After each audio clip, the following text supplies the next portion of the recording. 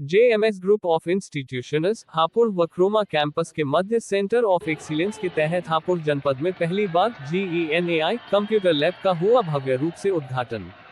JMS group of institutions Hapur के तत्वावधान में आज दिनांक 2 जुलाई 2025 को संस्थान के managing director doctor Ayush Singhal, महानिदेशक प्रोफेसर डॉक्टर सुभाष गौतम एवं क्रोमा कैंपस निदेशक पवन दीक्षित के मध्य MOU पर हस्ताक्षर किए।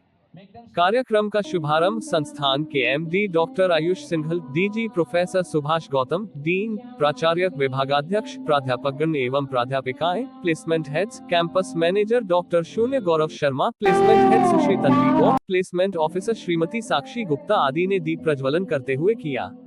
क्रोमा कैंपस के निदेशक पवन दीक्षित ने कहा कि सेंटर ऑफ एक्सीलेंस के माध्यम से हम छात्रों को इंडस्ट्री में प्रचलित आधुनिकतम टेक्नोलॉजी जैसे AI, कृत्रिम बुद्धिमत्ता, data science, cloud computing, cyber security व अन्य क्षेत्रों में प्रशिक्षित करेंगे।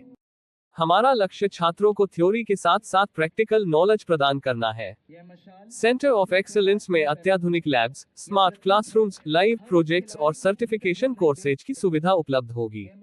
सभी प्रशिक्षकगण इंडस्ट्री के वर्षों का अनुभव के आधार पर छात्र छात्राओं को आने वाले भविष्य की चुनौतियों के लिए तैयार करेंगे, जिससे कि सभी को भविष्य में नामचीन कंपनियों में अच्छे प्लेसमेंट प्राप्त हो सके। संस्थान के managing director doctor Ayush Singhal ने कहा कि इंजीनियरिंग, कंप्यूटर एप्लीकेशन व मैनेजमेंट के छात्र छात्राओं के लिए नई टेक्नोलॉजी से सुसज्जित विशाल कंप्यूटर सेंटर का उद्घाटन करने का मुख्य उद्देश्य छात्र छात्राओं को गुणवत्तापूर्ण शिक्षा देने के साथ साथ टेक्निकल ज्ञान से परिपूर्ण करते हुए अच्छे प्लेसमेंट मुहैया कराना है।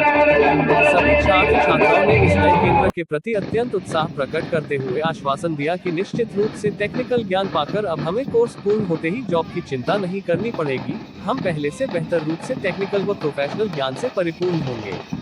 कॉलेज के महानिदेशक प्रोफेसर डॉक्टर सुभाष गौतम ने कहा कि हमारे विद्यार्थियों की तकनीकी दक्षता को नई ऊंचाइयां देने के लिए ये साझेदारी एक उत्कृष्ट कदम है। इससे न केवल हमारी अकादमिक गुणवत्ता में सुधार होगा, बल्कि हमारा कॉलेज तकनीकी शिक्षा के क्षेत्र में एक मॉडल के रूप में उभरेगा। क्रोमा कैंपस के द्वारा भविष्य में हैकाथॉन, टेक फेस्ट, विशेषज्ञ व्याख्यान और स्टार्टअप इंक्यूबेशन जैसी गतिविधियां भी आयोजित की जाएंगी। इसके अतिरिक्त कॉलेज के योग्य छात्रों को उद्योगों में लाइव प्रोजेक्ट्स एवं शॉर्ट टर्म इंटर्नशिप के अवसर भी प्राप्त होंगे।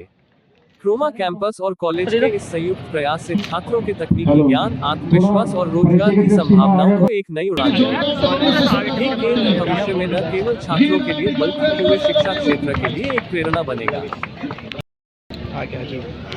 खिलाड़ियों से परिचय प्राप्त करते एक कर वो खिलाड़ियों से उनका परिचय दे रहे हैं। जैसे परिचय खत्म होगा,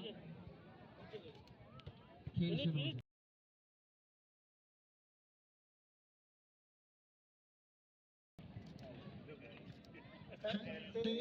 toss win by service.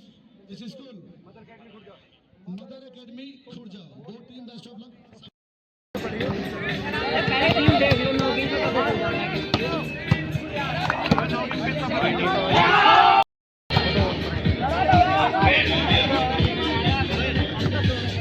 Court number 5 के ऑफिशियल्स एंड वॉलंटियर्स अपने कोर्ट पर पहुंचे। All the volunteers and officials of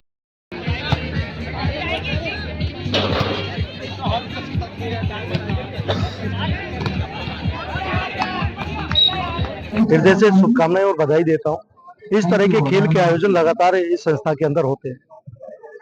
जहां आपने सरकार की बात की है, तो देश के अंदर मोदी जी की सरकार आने के बाद उत्तर प्रदेश में योगी जी की सरकार लगातार खिलाड़ियों को प्रोत्साहित करना। आप देख भी रहे हैं कि चाहे पश्चिम के क्षेत्रीय खिलाड़ियों की हम लोग बात करें कि डिप्टी SP तक बनाने का काम हमारी प्रदेश की सरकार ने किया। मैं देश के प्रधानमंत्री के आशीर्वाद से जो खेल विश्वविद्यालय मेरठ के अंदर बन रहा है, जो हमारे पश्चिम के सभी खिलाड़ियों के लिए एक संजीवनी का काम करे।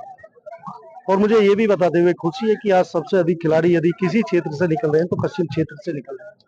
खेल के प्रति आकर्षण है, युवाओं के रोजगार के भी अवसर हैं, और सबसे बड़ी बात है कि स्वस्थ रहने के लिए खेल से जुड़े रहना बहुत जरूरी है।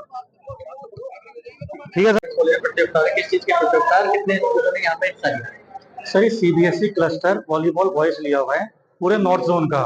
इसके अंदर 300 प्लस टीमों के हम पे रजिस्ट्रेशन आए हुए हैं, जिसमें 110 टीमें तो स्टे कर रही हैं और 200 के आसपास टीमें जो हैं जो दिल्ली एनसीआर की हैं जो लोकल में आगे खेल के जाया करेगी।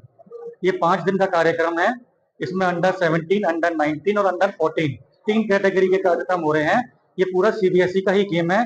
सीबीएसई स्कूल की इसके अंदर पार्टिसिपेट कर सकते हैं। जीतने वाले बच्चों के लिए सर इसमें सीबीएसई की साइड से ही मेडल्स प्रोवाइड कराए गए हैं।